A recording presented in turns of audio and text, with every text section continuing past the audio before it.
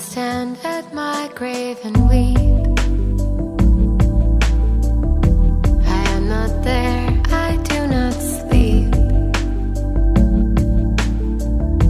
I am 1,000 winds that flow. I am sunlight, unripened grain.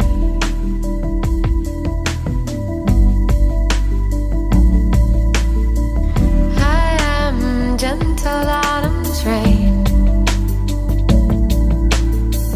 I am the swift uplifting rush of quiet birds in circled flight.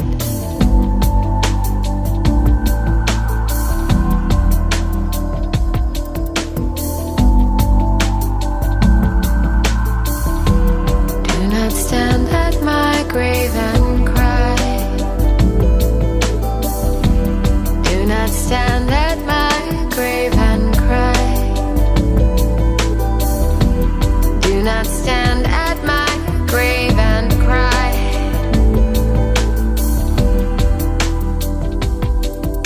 I am not there, I did not die.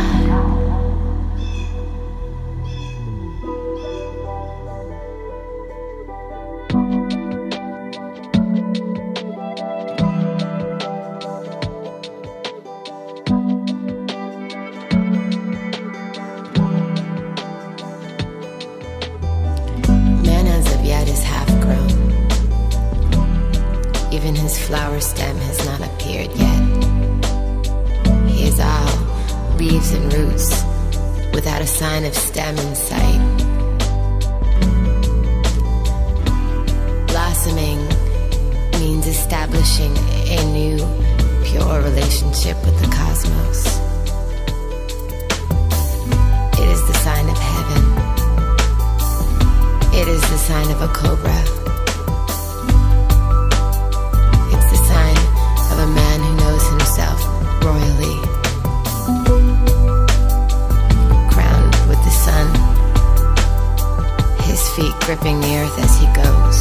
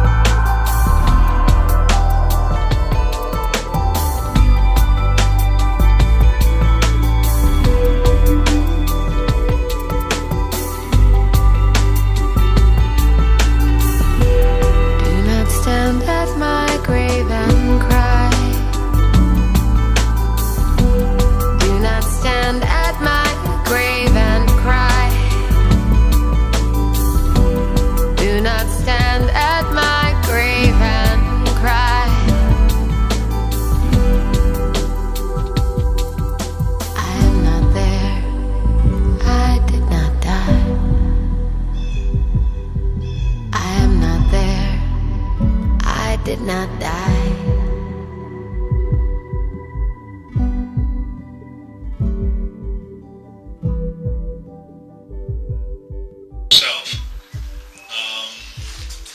She did definitely live a champagne life with a beer budget, but that was just the way she was.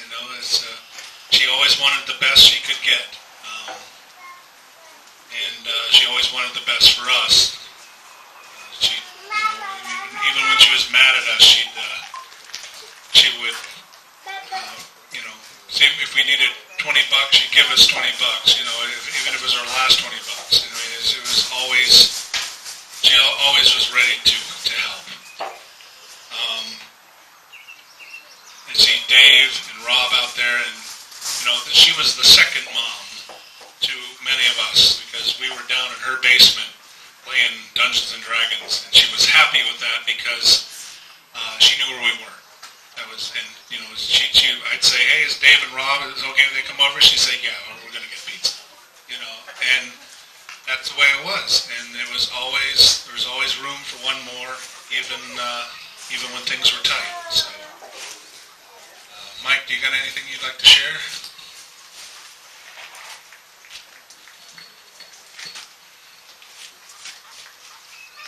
it's great to see everyone out here. We really appreciate it, and the overwhelming support from everyone. It means a lot to us. Like Mom, she was always there, and the big thing is, you suit up, I'll show up, and Boy Scouts to football, she made it to everything, and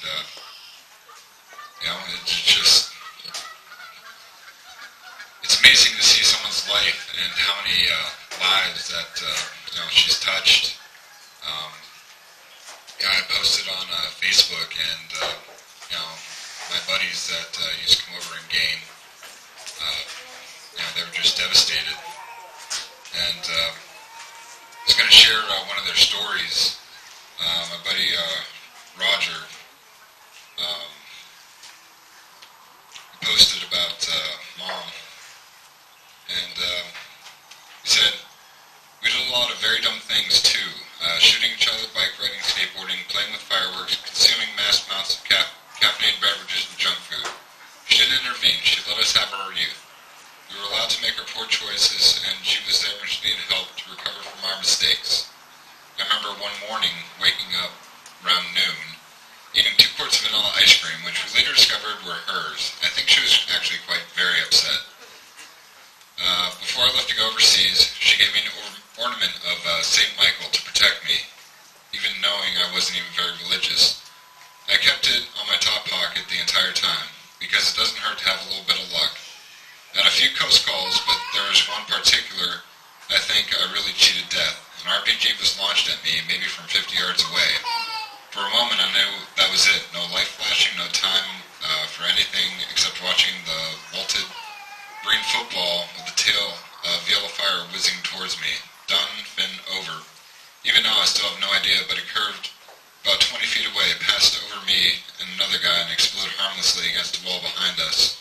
I'm not spiritual, but I'm also not beyond saying that there was some profound, unexplainable luck. I touched the bubble in my pocket and thanked whatever gods there were. I still have that trinket. It has traveled 6,000 miles from Erie to Baghdad, another 2,500 to California. So even though she's gone, she's still right here. The impact she had was great, and she will be missed in amounts that she probably never even imagined. There's a ton more stories from my friends. She was mom to all of us, and even though she's gone, she's still going to be in our hearts, and lots of stories. So with that,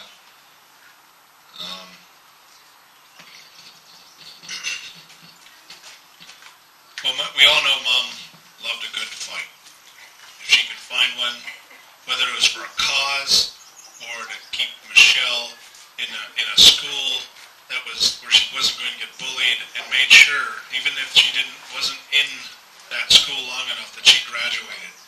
And sometimes I think they just said, okay, we relent. You get your way, because she was a pit bull. She would hold on and not let go. And she would, when she had when you had her in your corner, you knew every effort was going to be used in your favor. One year I was planning on coming home from the military, and they canceled my leave. They canceled everyone's leave. It wasn't just mine, but she had called the congressman, and the congressman contacted me because they thought I was being abused as a soldier and not being allowed to come home. And I had to call her and said, Mom, back off. Everyone lost their leave. It's not just me. But she, is when she wanted something, she grabbed a hold of it, and she, it's part of her, tenacity. She could be very stubborn too, but that was part of just who she was. You just didn't tell her no. And sometimes, it took her catching the 2x4 of reality between the eyes. But still, she before she would back off. But she was just so passionate and tenacious. I mean, she had 10th Street. We have drug dealers and all this, and she said, I'm going to take 10th Street back. And she put a neighborhood watch together. They went out and walked the streets at night, calling the cops on any illegal activity that they saw. And it's just like, Mom, you're going to get shot. But she didn't care. I'm out there every night. And, that was probably, whenever she had a cause was when she was truly happy. If she had something to fight for, defend, someone to fight for or defend, that's when she was at her best. And I think part of what of her downfall was at the end, she didn't have everyone that needed caring for had moved on, passed away. She was kind of stuck at home, and she hated to be cared for herself. She hated that. She came out to New Mexico. She immediately caught a flu, which for Mom was just like instant pneumonia because she had bronchitis and all these other ailments due to her smoking. But she had, what was it, 65-70% oxygen, and we took her to the doctor screaming and kicking. She's like, no, I don't want to go to the doctor, blah, blah, blah, blah. And I've got a little bit of that myself. But we ended up at the doctor, and the doctor said, well, you should be in the emergency room. She said, I'm not going to the emergency room. I'm like, oh, Mom, And he said, well, you have 70% oxygen. She goes, well, that's normal. Well, only if you're almost suffocating, that's normal.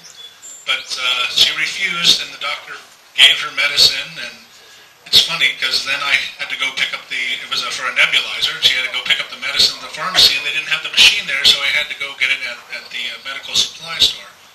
Well, in Silver City, everything is 5 minutes away. And I called Mom, and I said, hey, I'm going to have to run a little late because I'm going to have to go get the nebulizer machine from the medical supply. And she's like, oh, don't bother. I'm like, don't bother, it's 5 minutes, But she hated being cared for.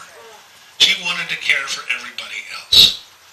And so, when it came down to the end, when she needed caring for, she really resisted. And I wish she hadn't. Maybe had she listened a little bit, she might have been with us today enjoying this party. But this was her last wish. She wanted, instead of any kind of service or any kind of ceremony, she wanted us to remember her life.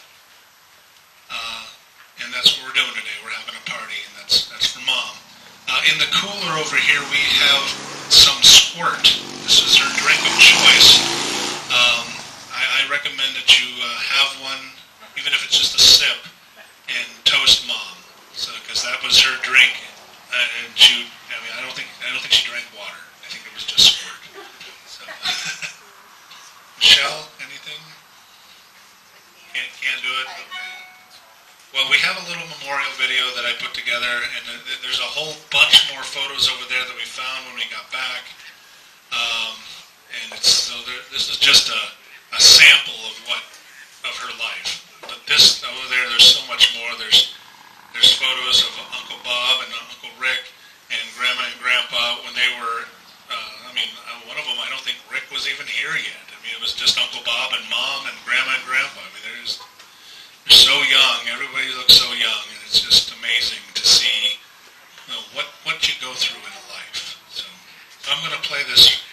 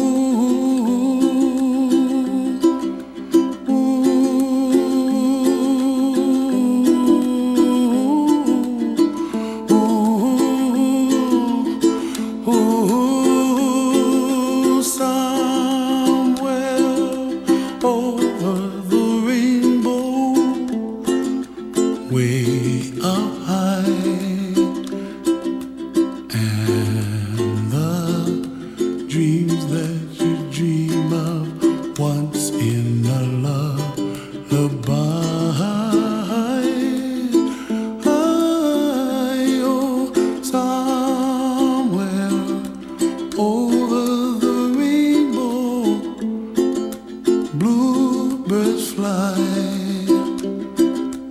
and the dreams that you dream of, dreams really do come true.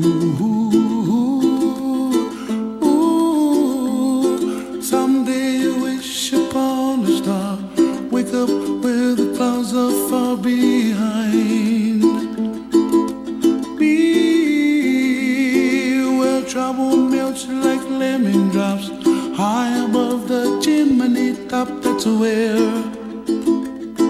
you find me, oh, somewhere over the rainbow. Bluebirds fly, and the dreams that you dare to, oh why can't I?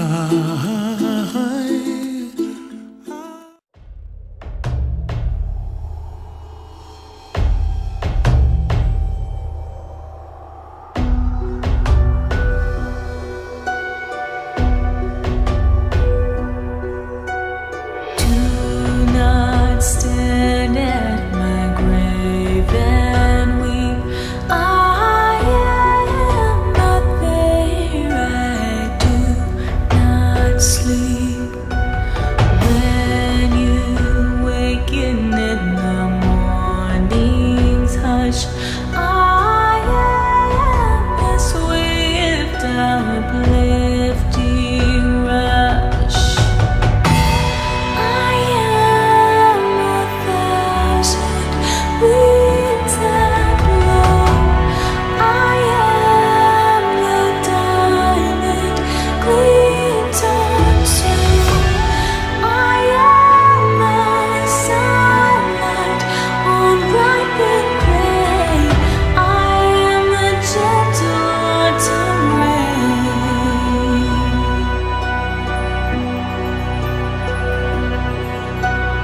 Do not stand at my grave and weep. I am not there. I do not sleep. When you waken in the morning's hush, I am a swift, uplifting rush. I am a thousand winds that blow. I am the diamond gleams on snow. I am the sunlight on ripened grain. I am the gentle autumn rain of gentle birds in circling flight. I am the soft star that shines at night. So there is one picture there that wasn't Mom as the Hulk in green. She was a pickle. That's we had this ongoing theme. Anyone who was an alcoholic that had recovered, it's like a cucumber. Once you pickle it, it's always a pickle. Even if you've taken it out of the pickling juice, you can't go back to being a cucumber. So I made one for Mark Lundholm and a couple other. When Mike recovered, he has a rock and roll pickle, and so that was Mom's. She had a Christmas shirt that she had ordered, and unfortunately it was in white, not red, but it all worked for the picture. But that's what the green Mom was. It wasn't her hulking out. It was her as the pickle. I would like to open the floor to anyone else who'd like to share a story at this time. Maybe something you remember. We've all shared her life and at different stages. Some all the way through. Some just recently. So if anyone has a story, I'd love to hear it.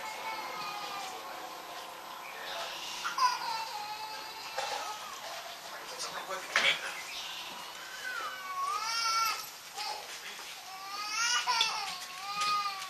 everyone. My name's Dave. No, my name's Dave. I'm one of Joe's good buddies from way back when. We used to go to school together, and actually was me sitting alone at a table during lunch, not knowing who to sit with, and then I saw this guy sitting with these two other guys dressed in these weird-looking military uniforms. So I decided to sit with them, and hence Joe and I became friends. I joined ROTC, and we've been friends ever since. So from that time forward, you know, my parents were extremely protective as well, and therefore I'm not allowed to play D&D or read any books that mention anything that has to do with fantasy whatsoever.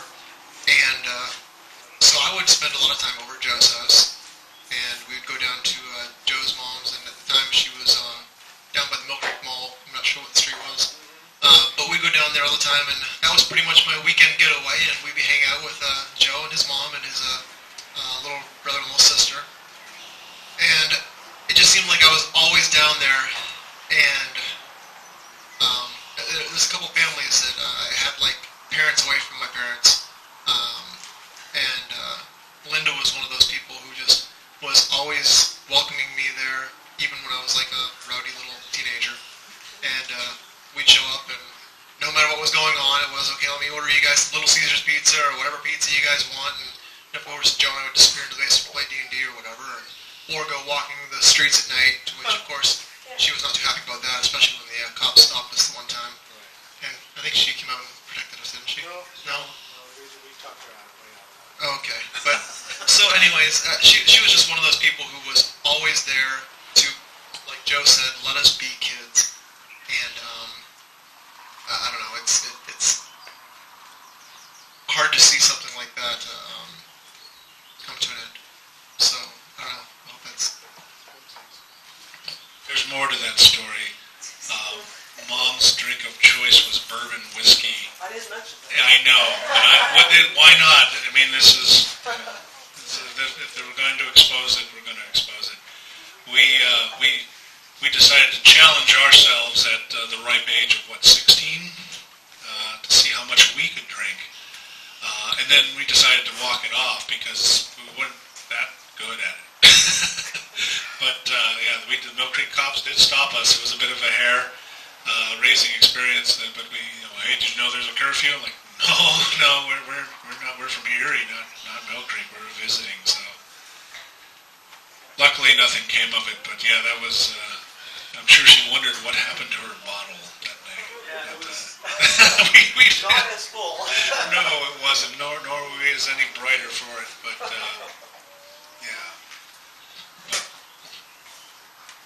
So anyone else? Come on up, Chris. It might be easier with the cords.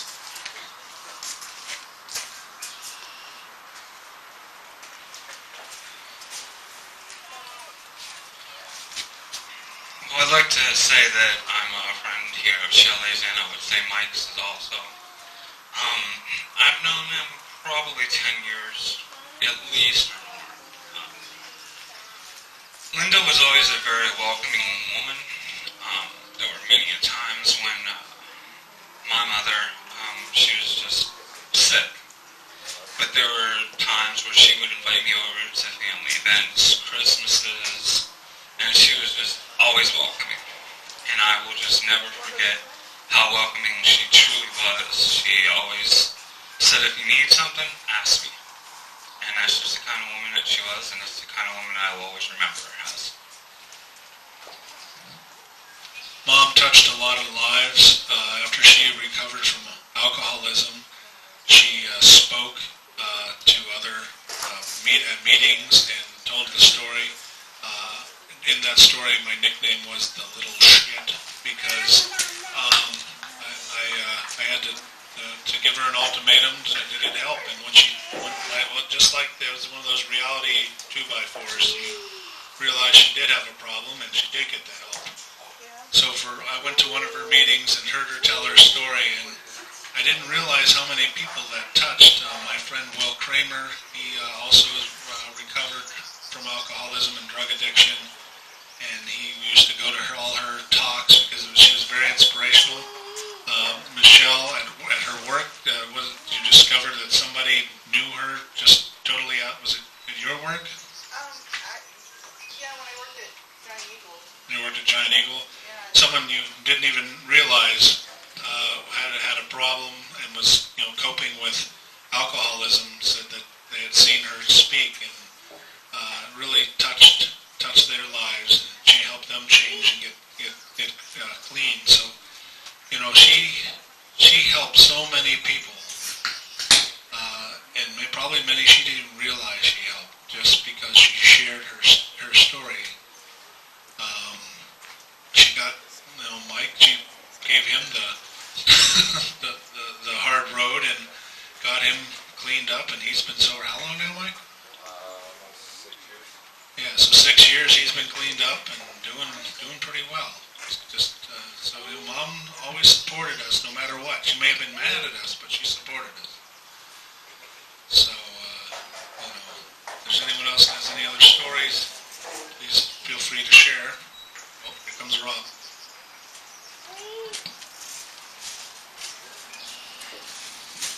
Hi everybody. I guess I'm the third stooge.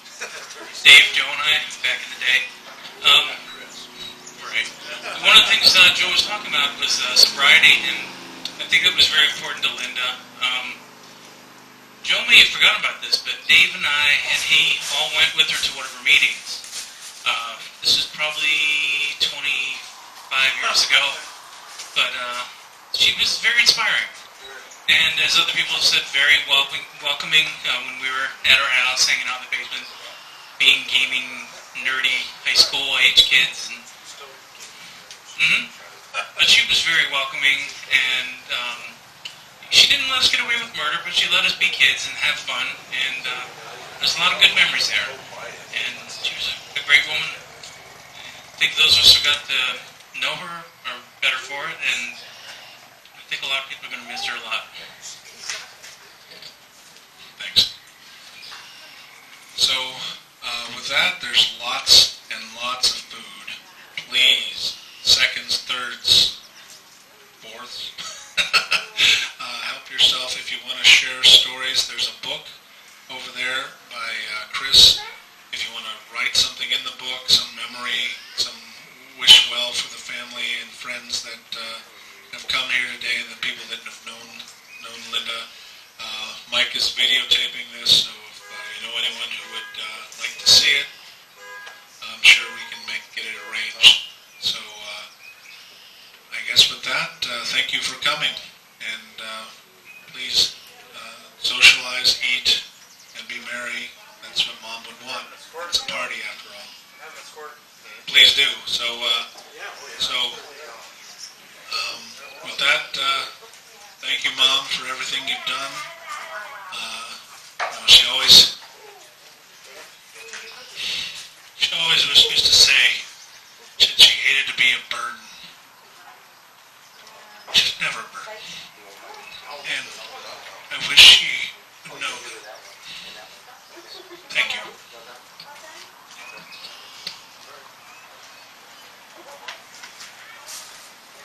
If I ever leave this world alive, well, thank you for the things you did in my life.